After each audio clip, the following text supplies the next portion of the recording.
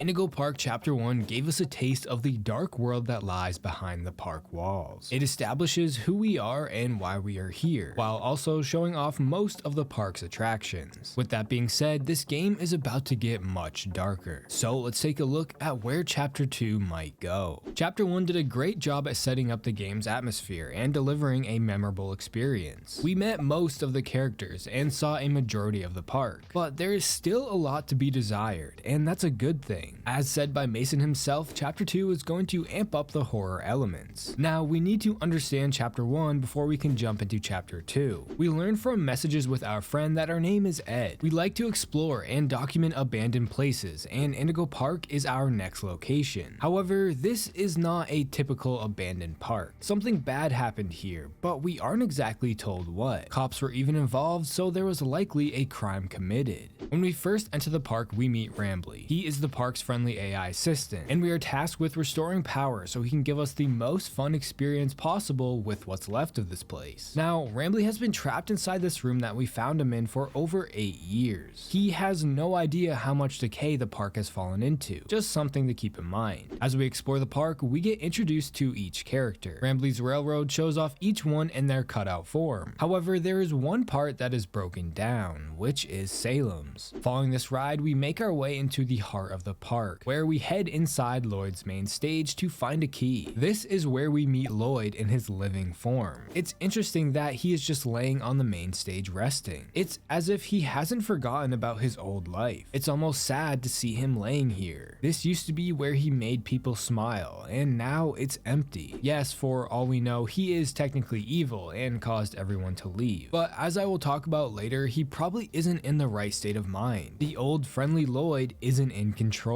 His subconscious might be what's keeping him here, on center stage under the bright lights. Once we head backstage, he tries to attack us, twice. However, on the second time, our critter cuff saves us by projecting a sharp sound like a dog whistle. This is just one of the many purposes of this wristband. It helps us progress through the park, so I'm sure we will use it a lot in Chapter 2. Following our encounter with Lloyd, we head into Jetstream Junction, where we get to play an old arcade game called Rambly Rush. While looking like a fun and innocent game to introduce Salem, this might actually be very important to the overall story. We play as Rambly, and Molly's plane crashes somewhere in Ramblyberry Woods. We are tasked with finding Molly to make sure she's okay. After traveling through the woods, we eventually find her along with the crashed plane, when suddenly Salem jumps out and explains how they threw a smokescreen at Molly, which is what caused her to crash. Salem then throws one of their potions at Molly, which changes her look completely and turns her purple. Molly then attacks us. It's like she's a whole different person. So this potion completely changed her from a nice and caring friend to an evil monster. But hold that thought. This arcade game actually has a secret section underneath the ground level. If we head down, we see Molly locked inside of a cage. It's very likely that the new living mascots did not get treated well at the park. To further prove this, in one of Molly's death scenes, she says,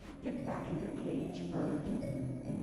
And of course, we see her in a cage. As we know, Molly repeats things she hears. So yeah, I think it's safe to say these mascots did not get treated well at Indigo Park. Now, this arcade game could actually be hinting at what happened at the park, which means Salem would be to blame. It's possible that Salem was tired of seeing their friends get treated poorly, so they devised a plan for revenge. Using their potions, Salem likely threw them at the other mascots in an attempt to turn them evil. They would then attack anyone and everyone they see, the same way Molly attacked us in the arcade game. This massacre would cause the cops to show up and close down the park. I went over this theory in detail in one of my previous videos. I highly recommend checking it out if you're curious. Following the arcade game, we head into Molly's landing pad where we meet the living version of her. She eventually chases us into a staff room where she gets decapitated from the door. This brings us to the end of the game. Rambly explains part of what's going on, how the park has been empty for a long time. He then asks us if we would be willing to help him restore power to the park, which we obviously agree to. Chapter 1 ends at Oceanic Odyssey, where we get a quick glimpse of Finley in his living form. Now, I want to make something very clear. I don't think Rambly has anything to do with the park closing. He's not evil. He truly cares about the park and just wants to see it thrive once again. If you think it's weird that he wants to restore power, well, why wouldn't he? The only way for Rambly to stay alive alive is for the park to have power. Therefore, it makes sense considering he needs our help. So obviously we will be seeing him in chapter 2 and likely throughout every chapter. Now, chapter 2 will probably pick up right where chapter 1 left off, being at Oceanic Odyssey. We will officially meet Finley and or he will attack us. Therefore, there might be some platforming involved in the next chapter. Considering Finley is inside of a water enclosure, how else could we encounter him besides just looking? We will probably be jumping from platform to platform over top his enclosure, but I'll come back to this idea of platforming in a moment. Obviously, I could be completely wrong, and maybe we just see him through the glass. Finley could even be friendly. Another character that we will likely see again is Lloyd. He didn't actually die after our encounter with him. He just ran off. So this means we can definitely expect to see him again, and hopefully in chapter 2. Although I have a feeling that he might actually turn friendly. However, the last character we will probably meet is not so friendly, and that would be Salem. Considering we are venturing deeper into the park, Salem is probably located somewhere inside. Meeting Salem will likely lead to uncovering more of the dark secrets behind why the park closed. We might even learn the sad truth behind how the living mascots were treated, which also means more lore. Mason, the game's creator, even said how chapter 2 is really going to step everything up, essentially elevating the horror, as chapter 1 only gave us a small glimpse of what is to come. Chapter 2 will start to dive deeper into the story, and we will get a better explanation as to what's going on, like how the mascots killed everyone. But keep in mind, there could be up to 5 chapters, as said by Mason himself. So while chapter 2 won't give us all the answers, it will provide a lot more than chapter 1. Now, I want to talk about the possibility of new game mechanics or interactive things being added. While Mason was watching another YouTuber play his game, they suggested the idea of using soda as a stat booster or something along those lines. The soda could even help with solving puzzles in some way, maybe giving a speed boost or a jump boost, which ties back to what I said about chapter 2 having platforming. These sodas could help with that. Therefore, I really do think platforming is something we can expect in chapter 2. Chapter 1's vending machines were all broken, whereas in chapter 2 they will help with navigating the environment. This is not confirmed, but it's just something fun to think about. I know chapter 1 had the trampolines as a form of platforming, but I'm talking about the possibility of introducing more unique ways. Keep in mind, chapter 2 is now fully funded. It's going to be a lot bigger and more ambitious. The very last thing I want to talk about is the possibility of meeting new characters that we haven't seen or heard of yet. As of right now, there isn't any hints of this. But how are the living mascots still alive? It's been 8 years, right? It's assumed that they need to eat. Well, someone might be feeding them without anyone knowing. So maybe we might meet another human character. But who knows? I guess we will have to wait and see. What do you guys think will happen in chapter 2? How do you guys feel about the first chapter? Let me know your thoughts in the comments below. And if you like horror game content like this, please consider subscribing. Also, if you want to support the channel more, you can become a member. Don't forget to follow my Twitter at TerrifiedT. Thanks for watching.